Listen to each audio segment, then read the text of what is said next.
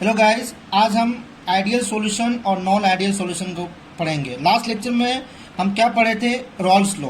बस उसी के बेसिस पे आइडियल सॉल्यूशन है। आइडियल सॉल्यूशन क्या होता है? जो रॉल्स लॉ को क्या करता है? फॉलो करता है। Rawls law in the sense ये बोल सकते हैं कि जो थियोरेटिकल प्रेशर होता है वो ऑब्जर्व प्रेशर के इक्वल होता है। लास्ट लेक्चर में आप पढ़े थे जो कि रॉल्स लॉ क्या होता है, बस वही है। उसी बेसिस पे कुछ पॉइंट्स है मैं बता रहा हूँ यहाँ पे। Ideal solutions are those which follow the Raoult's law for the entire range of concentration. मतलब एक कंसेंट्रेशन फिक्स करके जो रॉल्स लॉ को फॉलो करे वो आइडियल सॉल्यूशन होता है। ठीक है, इसी तरह हम रॉल्स लॉ में ग्राफ बताए थे कि जो मेरा पार्शियल प्रेशर और मोल फ्रैक्शन के बीच ग्राफ बताए थे। तो यहाँ पे मोल फ्रैक्शन ऑफ ए 0 है, मोल फ्रैक्शन ऑफ बी क्या है? 1 है। यहाँ मोल फ्रैक्शन ऑफ ए 1 है और मोल फ्रैक्शन ऑफ बी 0 है। तो मैं क्या बताया था? P A equal to P not of A X A, P B equal to P not of B X B, और पी टोटल मैंने बताया था कि P B plus X A P A minus P B.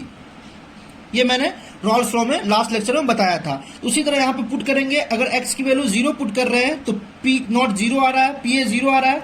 अगर x की value 1 put कर रहे हैं तो पी नॉट ए आ रहा है। ठीक है, उसी तरह इसमें पी नॉट 0 पुट करेंगे तो पी बी 0 आएगा, और 1 पुट करेंगे तो पी नॉट आएगा। इसमें अगर 0 पुट कर रहे हैं इसकी वैल्यू तो पी नॉट बी आ रहा है ये वाला, और 1 पुट कर रहे हैं तो पी ए आ रहा है यहाँ पे। ठीक है, तो ये ग्राफ सॉल्व हो गया।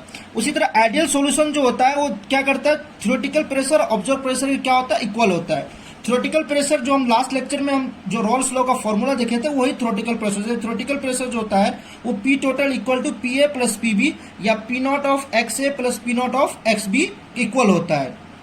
ये थियोरेटिकल प्रेशर होता है। ऑब्जर्व प्रेशर हम मैनोमीटर या बैरोमीटर से चेक करते हैं, वो दोनों आपस में क्या होता है? इक्वल होता है। ठीक है, यहाँ पे आपको बता दें P A equal to P not of A X A और P nought P B equal to P not of B X B. ठीक है, थर्ड पॉइंट क्या है? चेंज इन वॉल्यूम जो होता है इसमें क्या आता है? 0 होता है। चेंज इन वॉल्यूम क्या आता है? 0 होता है। किस तरह?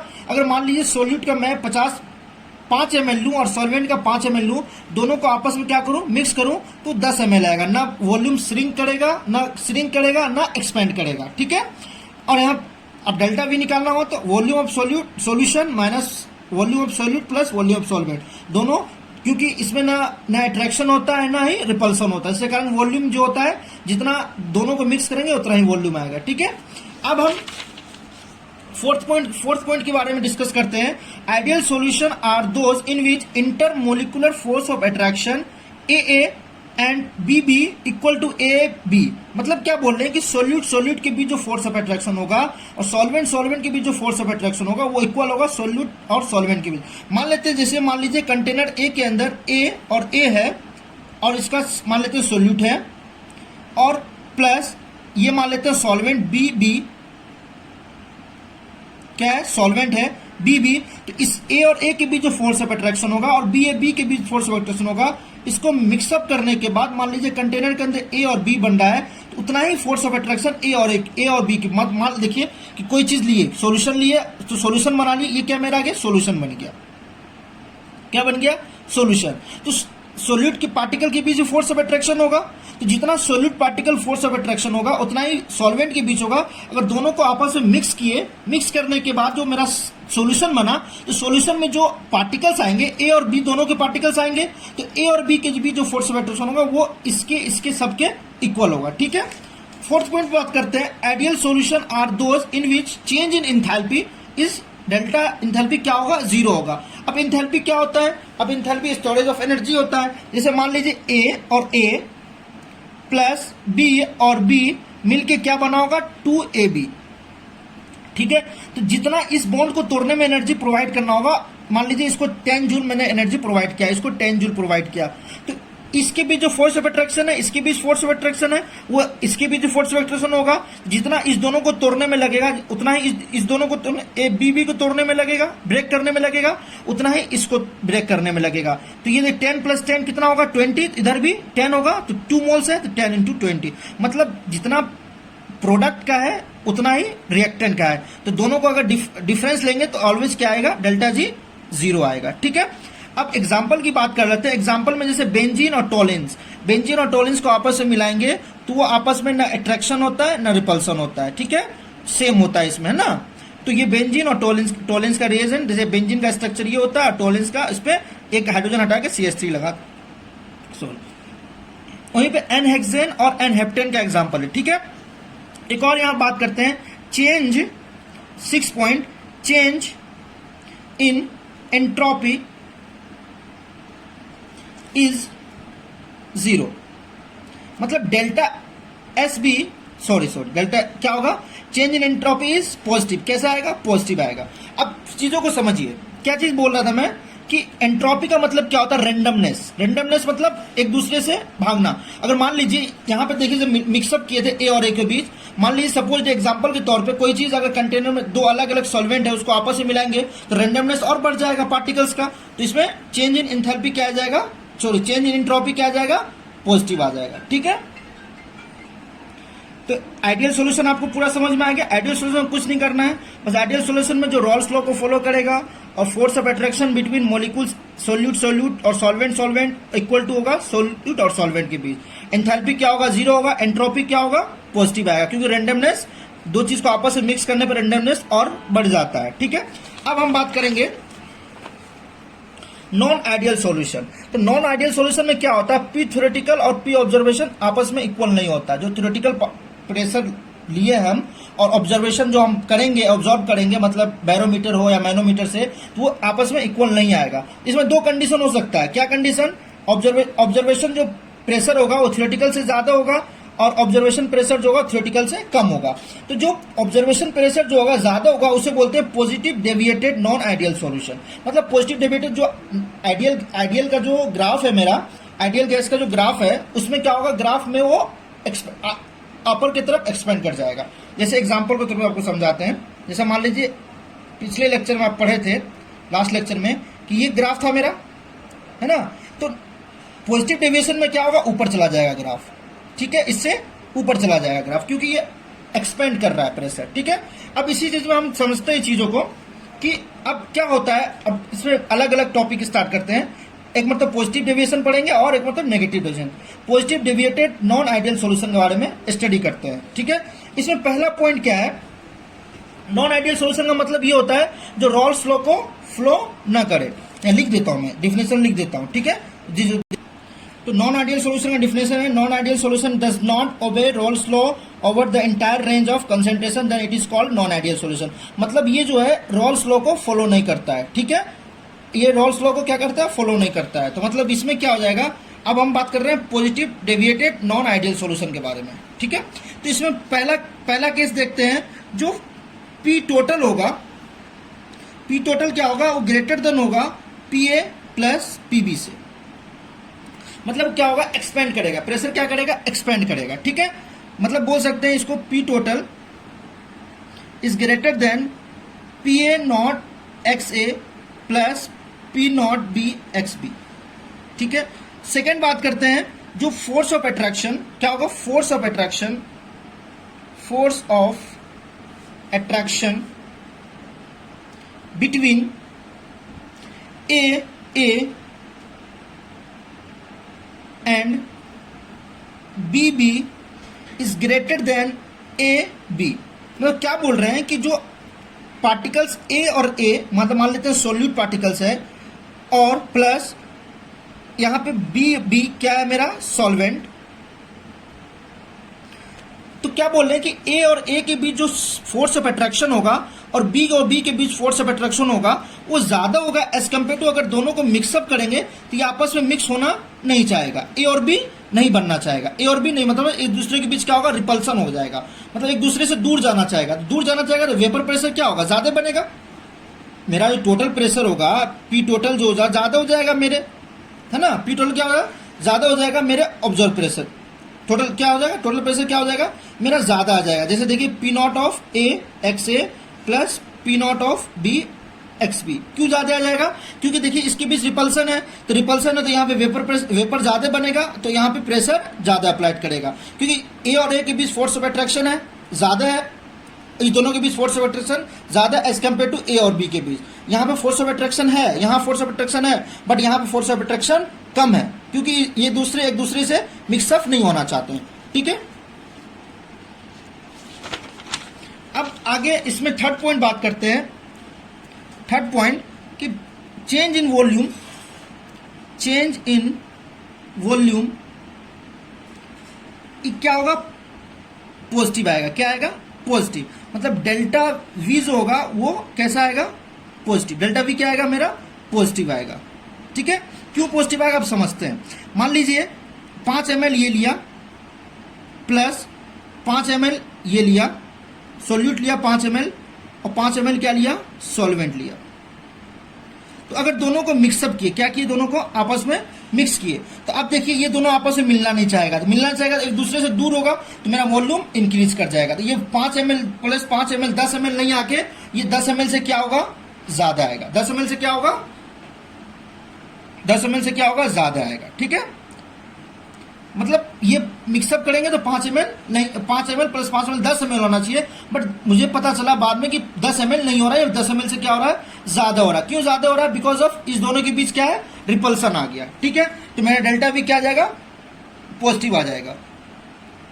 इसमें फोर्थ पॉइंट बात करते हैं कि जो मेरा चेंज इन एंथैल्पी आएगा, चेंज इन एंथैल्पी, एंथैल्पी जो डेल्टा एच होगा वो क्या आएगा मेरा, पॉजिटिव आएगा। कैसा आएगा, डेल्टा एच मिक्सचर क्या आएगा, पॉजिटिव आएगा। क्यों पॉजिटिव आएगा, आप चीजों को समझिए। ए प्लस बी या ए प्लस बी से क्या बन रहा है, ए बन रहा है। इसको तोड़ना टफ होगा, इसको तोड़ना भी टफ होगा, इसको तोड़ना ज्यादा टफ होगा। ठीक है ना, तो यहां पे ज्यादा एनर्जी आ जाएगा, है ना। तो रिएक्शन क्या हो जाएगा मेरा, ज्यादा होगा। डेल्टा एच मिक्सचर क्या होगा मेरा, ज्यादा आ जाएगा एंथैल्पी। ठीक है, अब इसका अब यहां पे बात कर लेते हैं fifth point, delta entropy, change in entropy mixing. Change in entropy mixing क्या आ जाएगा मेरा, पॉजिटिव। तो आप बताइए सबके लिए, नॉन आइडियल हो, आइडियल हो, नॉन आइडियल में पॉजिटिव हो, नेगेटिव हो, सबके लिए डेल्टा एक्स मिक्सिंग जीरो क्या होगा, पॉजिटिव आएगा। क्यों पॉजिटिव आएगा, क्योंकि अगर दो सब्सटेंस को आपस में मिक्स करें तो उसमें जो पार्टिकल्स ऑफ मॉलिक्यूल्स होगा वो क्या होगा, एक दूसरे से रेंडमनेस ज्यादा आ जाएगा। अब एग्जांपल के तौर पर समझ लीजिए, आप क्लास में दो दोस्त बैठे हुए हैं और 2 दोस्त और आ गए तो रेंडमनेस आपस में बढ़ जाएगा ना, बातचीत ज्यादा होने लगेगा, गैदरिंग ज्यादा होने लगेगा।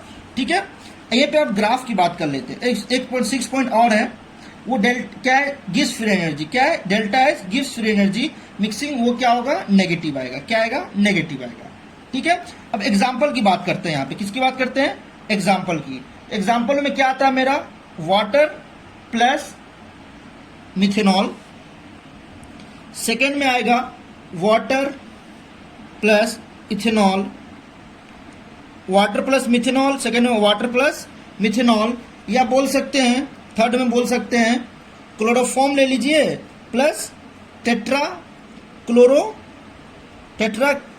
कार्बन ले लीजिए। ठीक है ना, तो ये एग्जांपल आ गया। अगर इसकी ग्राफ की बात करें, किसकी बात करें, ग्राफ की, क्योंकि सबके लिए ग्राफ ड्रॉ करना जरूरी है।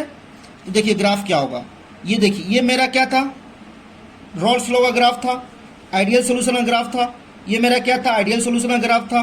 ठीक है, और ये टोटल का आइडियल सोल्यूशन का ग्राफ था। बट क्या होगा कि अब मैं क्या बोला कि ग्राफ पॉजिटिव डेविएशन आ जाएगा, मतलब ग्राफ में प्रेशर जो होगा इंक्रीज कर जाएगा, तो मेरा टोटल प्रेशर भी इंक्रीज कर जाएगा। जो मेरा ये प्रेशर था वो भी इंक्रीज कर जाएगा, ये जो मेरा प्रेशर था वो भी क्या होगा, इंक्रीज कर जाएगा। तो मेरा पी टोटल क्या होगा, ज्यादा होगा P A plus P B से, और मेरा ये जो प्रेशर होगा वो हो जाएगा, पी ए जो होगा ज्यादा आ जाएगा P not of A X A से, so P not of B, sorry B. और ये वाला जो मेरा ग्राफ आ जाएगा वो क्या आ जाएगा, P A greater than P not of B X B. ठीक है ना, तो चीजों को समझिए। ये यहाँ पे एक्स ए क्या है, 1 है, एक्स बी क्या है, 0 है। यहाँ पे एक्स ए क्या है, 0 है, और एक्स बी क्या है, 1 है। ठीक है, ये मेरा पी नॉट ऑफ ए है और ये पी नॉट ऑफ बी है। यहाँ पे मोल फ्रैक्शन है और यहाँ पे क्या है, पार्शियल प्रेशर। ठीक है,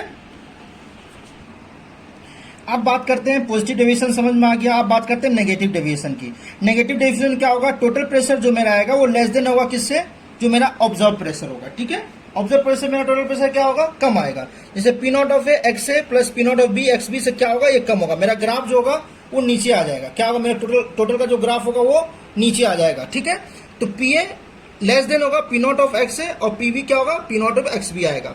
और थर्ड क्या है, सेकंड क्या है, intermolecular of force of attraction, intermolecular force of attraction A और बी बी से लेस देन होगा ए बी। ए बी क्या होगा, इसमें स्ट्रॉन्ग होगा, क्या होगा, स्ट्रॉन्ग फोर्स ऑफ अट्रैक्शन आएगा, स्ट्रॉन्ग फोर्स ऑफ अट्रैक्शन होगा ए के बीच। मतलब मान लीजिए सपोज जो मैंने कंटेनर में ए और ए के बीच रखा, ए और ए को रखा, और इस कंटेनर में बी और बी को रखा, क्या रखा, बी और बी को रखा, तो इस दोनों के बीच जो फोर्स ऑफ अट्रैक्शन होगा, इस दोनों के बीच फोर्स ऑफ अट्रैक्शन है, ये दोनों आपस में नहीं रहना चाहेंगे, ये दोनों भी आपस में नहीं रहना चाहेंगे। अगर इसको मिक्सअप किए ना एक कंटेनर के अंदर, तो ए और ए के बीच, ए और बी के बीच फोर्स ऑफ अट्रैक्शन ज्यादा हो जाएगा, ठीक है।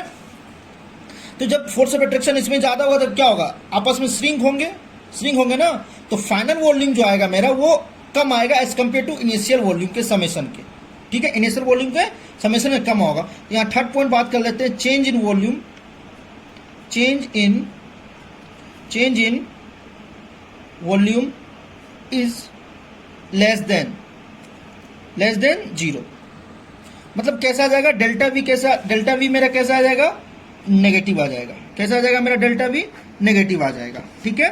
फोर्थ की बात करते हैं, फोर्थ में क्या है कि change in enthalpy, change in enthalpy, mixing क्या आ जाएगा, ये भी मेरा क्या आ जाएगा, नेगेटिव आ जाएगा, ठीक है। नेगेटिव इन द सेंस जो मेरा प्रोडक्ट का जो एनर्जी होगा वो क्या होगा, ज्यादा होगा एज कंपेयर टू रिएक्टेंट और रिएक्टेंट का, ठीक है ना, बिकॉज ऑफ जो फोर्स ऑफ अट्रैक्शन ए और बी के बीच है वो इसको तोड़ना टफ हो जाएगा, तो एनर्जी इसको ज्यादा प्रोवाइड करना होगा एज कंपेयर टू दिस के, क्योंकि ये एक दूसरे के पास नहीं रहना चाहते हैं, ये भी एक दूसरे के पास नहीं रहना चाहते हैं, तो ये एक दूसरे के पास नहीं रहेंगे तो इसको एनर्जी कम देना पड़ेगा एज कंपेयर टू इसके, ठीक है।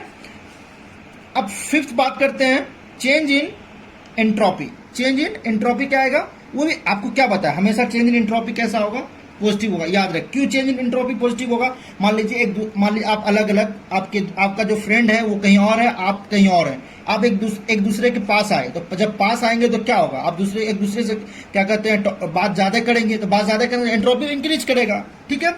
और यहाँ पे 6 पॉइंट बात करते हैं, delta G gives free energy mixing, gives free energy mixing कैसा होगा, नेगेटिव आएगा, ठीक है, क्योंकि एनर्जी क्या हो रहा है यहाँ पे, रिलीज हो रहा है, क्योंकि एक दूसरे के पास आ रहे हैं, स्टेबल फॉर्म में आ रहे हैं, ठीक है।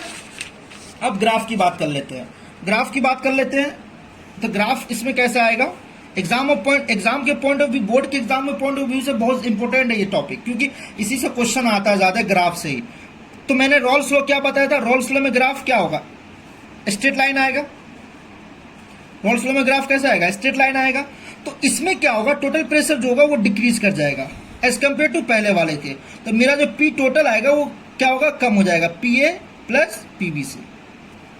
और यहां पे जो ये भी ग्राफ कैसा आएगा, नीचे आ जाएगा, ये मेरा क्या था, पी ए ग्राफ था, तो पी ए भी कम हो जाएगा, किससे, P not of A X A से, ठीक है। और मेरा ये भी ग्राफ कैसा आ जाएगा, नीचे आ जाएगा, क्योंकि भाई फोर्स ऑफ अट्रैक्शन ज्यादा, तो वेपर कम बनेगा, जब वेपर कम बनेगा तो प्रेशर भी कम होगा, तो यहाँ पे कैसा आ जाएगा। अब इस चीजों को समझिए, यहाँ पे आपको समझ में नहीं आ रहा। मान लीजिए ए और ए के बीच क्या है, ए और ए के बीच क्या है, फोर्स ऑफ अट्रैक्शन ज्यादा है, तो वेपर ज्यादा बनेगा कभी, जब ये एक दूसरे के पास ही रहना चाहते हैं, तो ये दूसरे से दूर जाएंगे, जब दूर ही नहीं जाएंगे तो यहाँ से वेपर कहाँ से बनेगा, जब वेपर ही नहीं बनेगा तो प्रेशर कहाँ से अप्लाई करेगा, तो जब प्रेशर ही अप्लाई नहीं करेगा तो प्रेशर कम हो जाएगा टोटल प्रेशर से, तो जब टोटल प्रेशर कम हो जाएगा तो P B is less than P not of A X A, जो पहले था, पहले का जो सॉरी पी बी और पी नॉट ऑफ बी। यहाँ पे जो एक्स ए होगा वो कैसा होगा, 1, एक्स बी क्या होगा, 0 होगा, और एक्स ए क्या होगा, यहाँ पे 0 होगा, और एक्स बी क्या होगा, यहाँ पे 1 होगा। यहाँ पे क्या होगा, पी नॉट ऑफ बी, और यहाँ पे क्या आ जाएगा, पी नॉट ऑफ ए।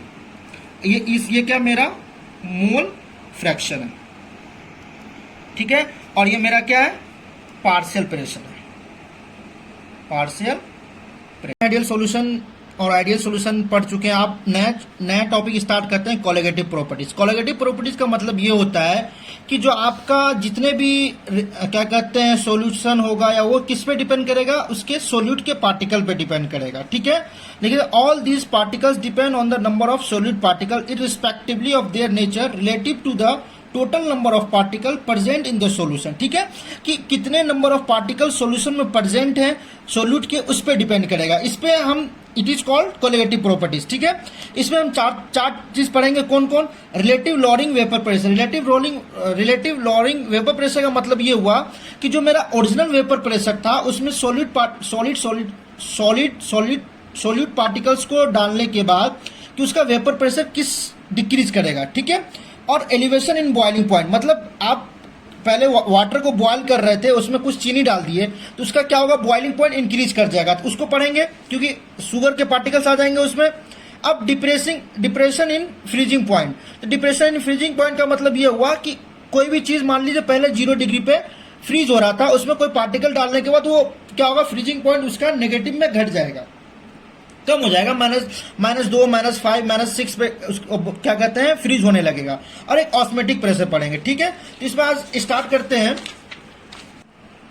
तो अब इसमें एक तो पहला टॉपिक स्टार्ट करते हैं, relative lowering in vapour pressure. ठीक है, RLVP क्या होता है इसको समझते हैं।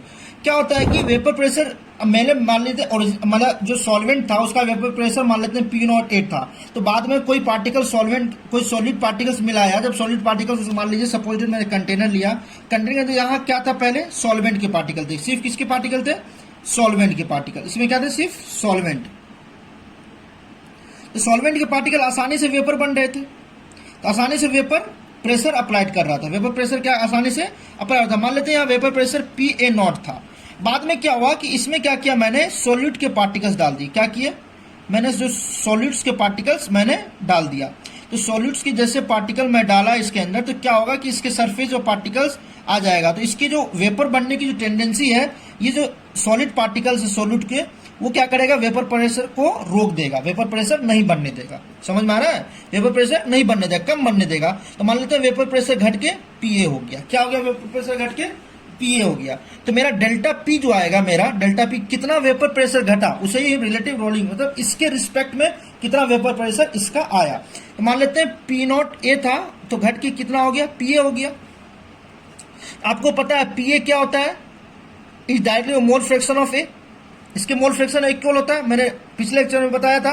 तो PA इक्वल टू क्या जाएगा, P0 ऑफ A x होगा, ये होगा, क्योंकि सॉल्वेंट के पार्टिकल, जो सॉल्वेंट का जो प्रेशर था उसको कांस्टेंट मान के चलते हैं हम, तो ये आ जाएगा। तो इसको यहाँ पुट कर दीजिए। तो डेल्टा P इक्वल टू हो जाएगा P0 of A minus P0 of A x। ठीक है, तो डेल्टा P क्या आ जाएगा मेरा, P0 of A 1 minus XA। आपको पता है एक चीज कि XA mole fraction of A plus mole fraction of B कितना होता है, 1 होता है। तो डेल्टा P इक्वल टू क्या हो जाएगा, P0 of A x B। क्यों यहां पे क्या आ जाएगा, XB की वैल्यू 1 माइनस XA। तो 1 माइनस XA को मैं XB लिख सकता हूं। तो यहां पे क्या आ जाएगा, delta P upon P0 of A is equal to XB। यही मैं बताना चाह रहा था कि जो मेरा प्रेशर घटेगा, कितना वेपर प्रेशर घटा, उसके रेशियो को रिलेटिव है ना, कितना रिलेटिव में बता रहा हूं। तो रिलेटिव में बता रहा हूं तो मोल फ्रैक्शन ऑफ किसके, मोल फ्रैक्शन ऑफ सॉलिड के इक्वल हो जाएगा। ठीक है, मोल फ्रैक्शन सॉलिड के इक्वल हो जाएगा। तो यहां पे हम किसको क्या ले सकते हैं, sorry, P0 of A minus PA, ये part upon P0 of A equal to XB mole of solute. क्या मोल ऑफ सॉल्यूट किसके इक्वल हो गया, मोल ऑफ सॉल्यूट के। ये क्या है, mole fraction of solute particle, जो मैंने पार्टिकल्स ऊपर से डाला है, तो इसका रिलेटिव आ गया। अब इसको हम ऐसे भी लिख सकते हैं, P0 of A minus PA upon P0 of A equal to mole of B upon mole of A plus mole of B। ये लिख सकता हूं ना, मोल फ्रैक्शन मैं क्या बताया था, जिसका मोल फ्रैक्शन होता है उसको ऊपर लिखते हैं, अपन नीचे टोटल मोल लिखते हैं। तो ये भी मेरा एक पार्ट आ गया। अगर हम यहां पे एक चीज और लेके चलें कि मान लेते हैं कि मोल फ्रैक्शन ऑफ A बहुत ही ज्यादा है किसके, NB के। कितने, मोल फ्रैक्शन ऑफ A जो है बहुत ही ज्यादा NB के। जो मैं सॉलिड पार्टिकल्स डाला वो नेग्लिजिबल डाला, बहुत ही कम डाला है। तो बहुत ही कम डाला तो हम नेग्लेक्ट कर सकते हैं, तो हम इसको Na प्लस NB को हम अप्रॉक्स Na मान सकते हैं। मान लीजिए मेरे पास 100 था, उसमें मैंने 0.00 ऐड कर दिया, तो अब 100 में 0.00 ऐड किया तो उससे कोई फर्क नहीं पड़ने वाला है, तो Na मान लेते हैं। तो मेरा जो वेपर प्रेशर आ जाएगा, relative lowering vapour pressure, PA0 of A minus PA upon P0 of A equal to, अब यहां पे मैंने क्या माना, मान लिया, तो यहां पे जाएगा NB अपॉन NA। ये हम मान के चलते हैं। ठीक है, इसको हम मान के चलते हैं। अब इसको हम अगर मोलर मास की फॉर्म में चेंज करना चाहे, वेट के मास में चेंज करना चाहे, तो मैं चेंज कर सकता हूँ P not of A minus P A upon P not of A equal to weight of B upon molar mass of A B. इसका मोल आ जाएगा, मोल क्या होता है, given mass upon molar mass into molar mass of A upon given weight of A. ये चीज हम लेके चलते हैं, ठीक है। अब इसका मैं डिफिनेशन लिखा देता हूं कि ये होता है क्या। मैं पहले समझाया चीजों को, अब मैं डिफिनेशन लिखा देता हूं। यहाँ पे क्या आपको समझ में आ गया कि रिलेटिव रोलिंग वेपर प्रेशर क्या होता है, कि मैं सॉलिड पार्टिकल्स डाला, मैंने पहले प्योर सॉल्वेंट था, प्योर सॉल्वेंट का जो प्रेशर होगा उसमें मैं सॉलिड पार्टिकल्स डालूंगा, तो सॉलिड पार्टिकल्स डालने से कितना वेपर प्रेशर में डिक्रीज आएगा, उसके रिलेटिव को क्या बोलते हैं हम, वेपर प्रेशर, ठीक है। जैसे अब मैं उसका डिफिनेशन बता देता हूं। Vapour pressure of solution of a non volatile solute, मतलब नॉन वोलेटाइल का मतलब जो डिसॉल्व ना हो पाए, सॉलिड तो डिसॉल्व नहीं होगा तभी वो सरफेस पे आएगा, तो सरफेस पे आएगा तो वो पार्टिकल्स वेपर को बनने से रोकेगा, जब वेपर को बनने से रोकेगा तो वेपर प्रेशर कम अप्लाइड करेगा। Is always found to be less than the vapour pressure of pure solvent. तो मैंने जो प्योर सॉल्वेंट का जो प्रेशर होगा, vapour pressure P not of A, वो लेस क्या होगा, हमेशा ज्यादा होगा जो आपका जो ओरिजिनल वेपर प्रेशर आया है। ओरिजिनल वेपर प्रेशर क्या होगा, कम होगा जो आप सॉल्यूट पार्टिकल्स मिलाने में। ये आपका रिलेटिव लोडिंग वेपर प्रेशर है। अब हम इस एक क्वेश्चन करते हैं, उसके बाद ये चीज को खत्म करते हैं, फिर नेक्स्ट लेक्चर में हम स्टार्ट करेंगे क्या कहते हैं, depression elevation in boiling point. Question क्या है कि the vapour pressure of the dilute aqueous solution of the glucose is 710 mm of mercury at 373 Kelvin. Calculate the mole fraction of solute. ठीक है, वेपर प्रेशर। मान ली क्या question बोल रहा है कि आपको पता है कि अगर मैं ओरिजिनल वाटर लूं, क्या लूं, वाटर का जो वेपर प्रेशर होता है वो होता है 760 mm ऑफ Hg, मतलब प्योर सॉल्वेंट का, ठीक है। अब क्या किया कि उसमें वो ग्लूकोज मिलाया, क्या मिलाया, ग्लूकोज मिलाया। तो ग्लूकोज मिलाने के बाद वेपर प्रेशर डिक्रीज होकर कितना हो गया, 710 mm। तो अब यहाँ पे क्या चाहिए, मोल फ्रैक्शन ऑफ सॉल्यूट, मतलब यहाँ मोल फ्रैक्शन सॉल्यूट का बोल सकते हैं ग्लूकोज, क्या बोल सकते हैं हम, ग्लूकोज का मोल फ्रैक्शन पूछ रहा है। तो बस हो गया, पता है आपको P A naught of A, P A upon P not of A equal to mole fraction of solute बोलिए या ग्लूकोज बोल लीजिए, सॉल्यूट लिख देता हूं मैं, यहां बता दिया हूं सॉल्यूट को ग्लूकोज बोले।